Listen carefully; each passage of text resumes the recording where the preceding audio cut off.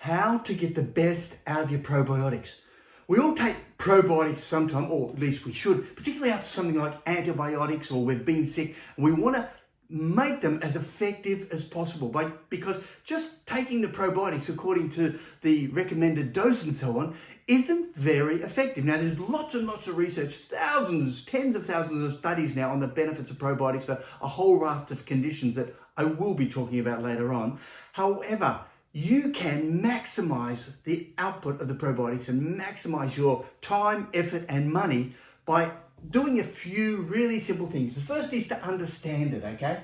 And there are a whole raft of poisons in there which poison your good microbiome. They're called your commensal microbiome, okay? And those commensal microbiome you would know as the bifidobacteria and the lactobacillus. So what we want to do is take the stress off them. So the things that poison them, lifestyle factors like being sedentary, just getting up and walking around a bit makes a positive difference to your commensal bacteria and fungi good microbiome.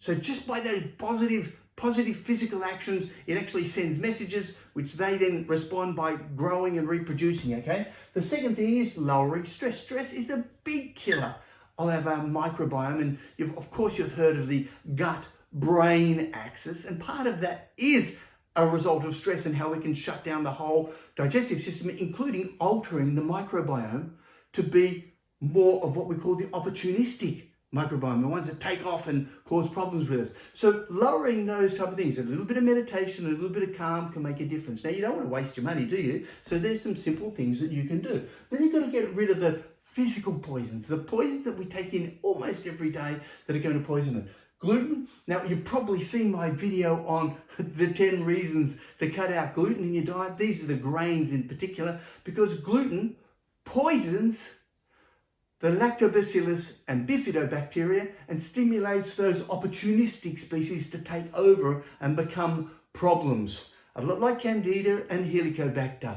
So we know, for example, what we want these good bacteria, the commensal bacteria, to be breeding up. We don't want to poison them. Gluten poisons them. Antibacterials, all those antibacterials that are people washing their hands with 10, 20 times a day. We know that influences the health of your gut microbiome. So if you really have to, after you've been sick or been in the toilet, great. But don't do it at the supermarket and waste your time and money. Pesticides, and probably the most studied the most now, and of greatest concern is Roundup, glyphosate. It's used so much on all of our crops, particularly grains as well. So there's that double edge of taking some of those grains out of your diet. Glyphosate. Then you've got other toxins like food additives. Read the labels.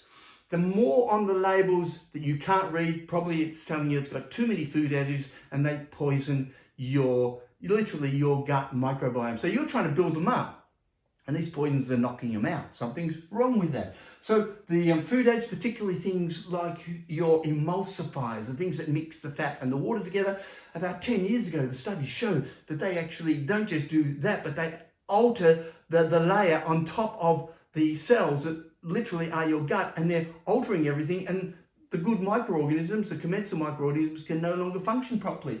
Artificial sweeteners, these are the ones you find in all your soft drinks and low calorie, no calorie drinks. The artificial sweeteners poison the gut microbiome. That's why they're linked, believe it or not, no calories, but with weight gain and diabetes and heart attack and hypertension and all those things. So we've got all those. We want to eliminate as many as possible. Now, the list is much longer than this, but it gives you a starting point.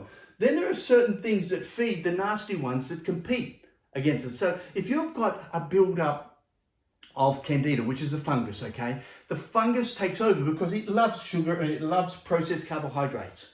So last thing you want to do is feed them at the same time when you're putting probiotics in, because again, you're wasting your time in probiotics. So cut out the sugars, cut out the processed sugars.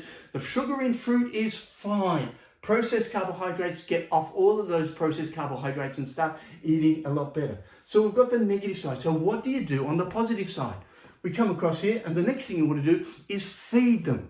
And there's a few requirements that the good bacteria, the commensal bacteria in our gut, not just bacteria by the way, good fungi and archaea and other microorganisms as well. So first is water. You need a couple of litres a day of liquids, healthy liquids.